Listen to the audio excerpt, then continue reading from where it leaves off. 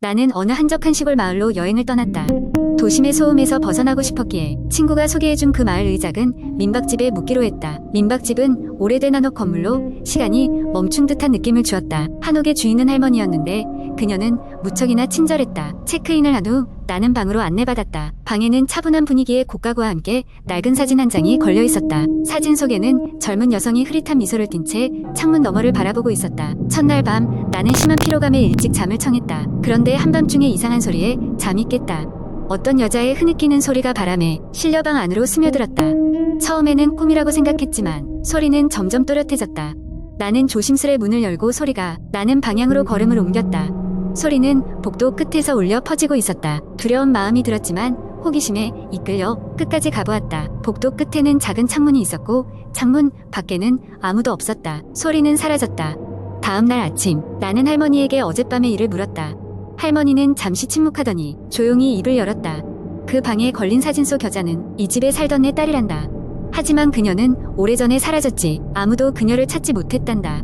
할머니는 슬픔에 젖은 눈으로 먼 곳을 바라보았다. 마을 사람들에게도 여쭤보았지만 그들은 그저 할머니의 딸이 일종의 전설처럼 내려온다고만 할 뿐 자세한 이야기는 하지 않았다. 무언가 더 알고 싶었지만 더 묻는 것은 예의가 아니라고 느꼈다. 그날 밤 나는 이상한 느낌에 잠에서 깼다. 내 방 창문이 끼익거리는 소리를 내며 서서히 열리더니 어젯밤 들었던 그 여자의 느끼는 소리가 다시 들려왔다. 창문 너머의 어둠 속에서 희미한 형체가 보였다. 그것은 바로 사진 속의 여자였다. 그녀는 천천히 방으로 들어왔다. 나는 몸을 움직일 수 없었고 심장은 미친 듯이 뛰었다. 그녀는 깃털처럼 가벼운 발걸음으로 내 곁으로 다가왔다. 그녀의 얼굴은 놀랍도록 아름다웠으나 그 눈동자에는 깊은 슬픔이 서려 있었다. 그녀는 조용히 나에게 무언가를 전하는 듯 속삭였지만 소리는 들리지 않았다. 그리고는 다시 창문을 통해 사라졌다. 아침이 되어 할머니에게 이 모든 것을 이야기했지만 그녀는 그저 슬픈 미소를 지었다. 아마 내 딸이 너에게 작별 인사를 한 것 같구나. 이 경험은 나에게 강한 인상을 남겼고 그것이 진짜였는지 단순히 꿈이었는지는 알 수 없다. 그러나 그 이후로 나는 그 마을을 떠날 때마다 이상하게도 그리운 마음이 들었다. 그곳에는 우리의 인식 너머에 있는 어떤 비밀스러운 따뜻함이 있었다. 마치 그녀가 여전히 그곳을 지키고 있는 것처럼 말이다. 두 번째 이야기 항구 인터넷 커뮤니티에는 다양한 공포 썰이 존재하지만 그 중에서도 가장 널리 퍼진 것 중 하나를 각색하여 소개해드리겠습니다. 아래 이야기는 순전히 허구이며 재미로 읽어주시길 바랍니다. 지하철을 타고 집으로 돌아가던 어느 늦은 밤 경희는 평소와 다름없이 마지막 칸에 몸을 실었다. 퇴근 시간이 지나고 거의 한산해진 지하철 내부는 적막감이 감돌았다. 이어폰에서 흘러나오는 음악 소리에 집중하며 서서히 눈을 감고 있을 때쯤 문득 찌릿한 시선이 느껴져 눈을 떴다. 그리곤 지하철 맞은편에 앉아 자신을 뚫어지게 쳐다보고 있는 한 남자를 발견했다. 그 남자는 평균적인 체격의 무표정한 얼굴을 하고 있었다. 별다른 변별력 없는 외모였지만 그의 시선은 너무나 강렬했고 그로 인해 경희는 불편함을 느꼈다. 시선을 피하고 싶어 다시 눈을 감았지만 그 시선은 계속해서 따갑게 느껴졌다. 시간이 지나고 경희가 내려야 할 역에 가까워졌을 때 지하철 안에는 오직 그 남자와 경희만 남아 있었다. 왜 아무도 타지 않는 걸까? 평소라면 사람들이 꽤나 붐빌 시간대인데 경희는 이상한 기분을 떨칠 수 없었다. 다가오는 역 안내방송이 흐르자 경희는 자리에서 일어났다. 그 순간 그 남자도 일어서서 경희의 뒤를 따르기 시작했다. 문이 열리자 경희는 발걸음을 서둘렀다. 하지만 그 남자의 발걸음 소리도 바로 뒤에서 울려 퍼졌다. 경희는 무서운 마음에 달리기 시작했고 다급하게 지하철역 계단을 올라 집으로 향했다. 몇 번이나 돌아봤지만 남자의 모습은 보이지 않았다. 안도감이 밀려오며 별 이상한 사람을 다 봤네 하고 스스로를 달래며 집에 도착했다.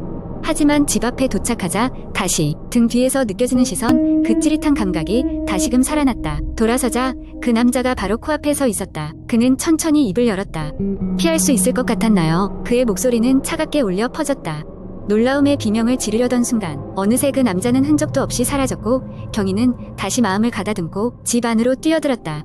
잠든 채 보낸 긴 밤 동안 경희는 악몽에 시달렸고 아침이 되었을 때에는 땀에 흠뻑 젖어 침대에서 깨어났다. 그 후로도 경희는 매일 밤 그 남자의 시선이 느껴지는 듯한 착각에 시달려야 했다. 출퇴근길, 집으로 향하는 골목, 심지어 집 안에서도 그 남자의 모습이 아른거렸다.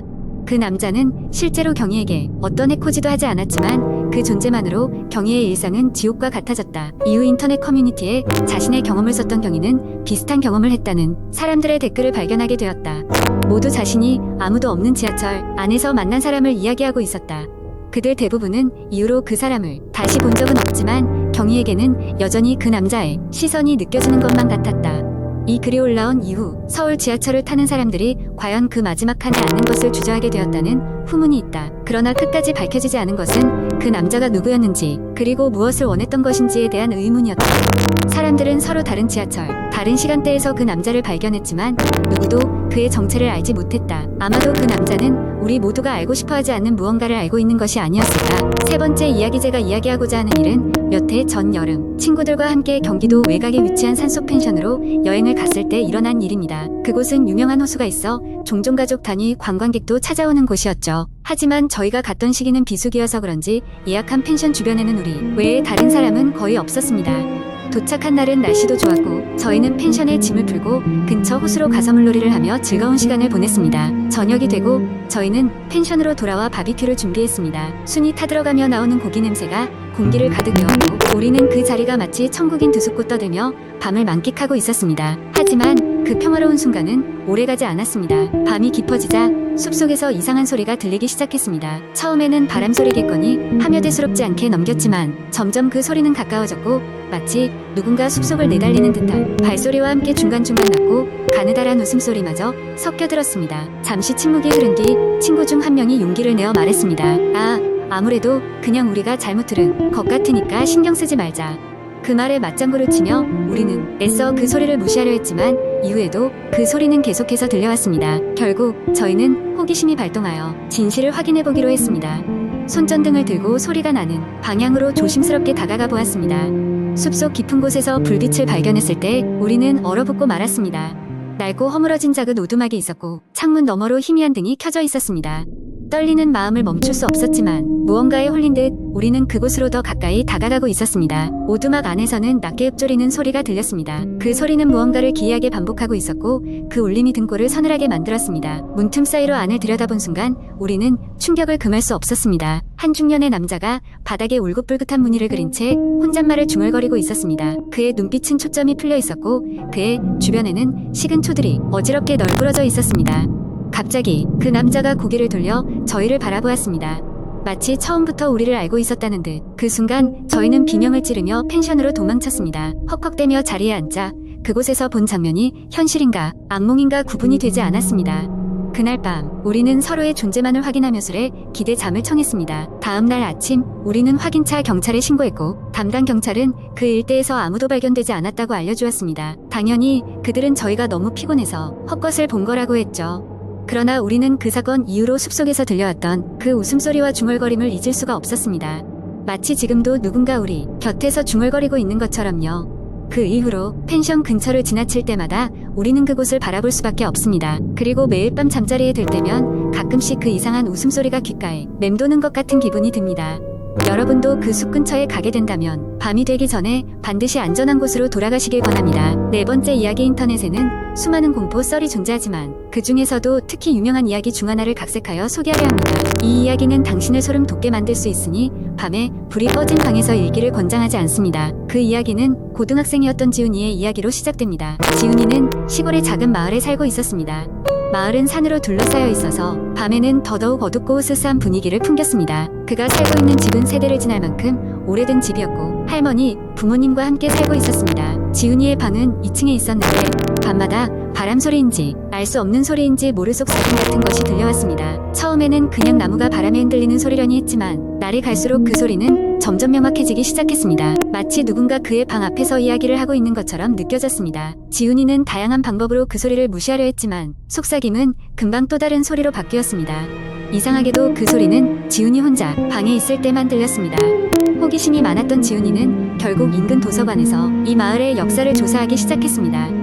민속학 관련 책을 뒤적이던 그는 자신의 집이 예전에 사찰이었다는 놀라운 사실을 발견했습니다. 하지만 더 놀라운 사실은 그 사찰에서 일어났던 여러 사건들이었습니다. 오래전 그곳 스님 중 한 명이 어둠의 기운에 사로잡혀 사악한 의식을 행했으며 낡은 사찰의 깊은 곳 어딘가에 그가 봉인되었다는 이야기가 있었습니다. 그는 좋지 않은 기운을 사라지게 하기 위해 필요 이상으로 많은 재물을 바쳤고 그로 인해 무고한 사람들이 희생되었다고 전해집니다. 이 정보를 알게 된 지훈이는 집에서 일이 생길 때마다 겁에 질리기 시작했습니다. 특히 한밤중에 들리는 속삭임의 정체를 알 수 없는 것이 가장 큰 공포였습니다. 그는 매일 밤 라디오를 크게 틀어놓고 자거나 이어폰을 끼고 잠이 들었습니다. 그렇게 몇 주가 지나고 어느 날 밤 지훈이는 결심을 하고 그 소리가 들리는 곳으로 다가가기로 했습니다. 캔들 하나를 들고 방을 나선 지훈이는 문턱을 넘기 무섭게 소리가 사라지는 것을 느꼈습니다.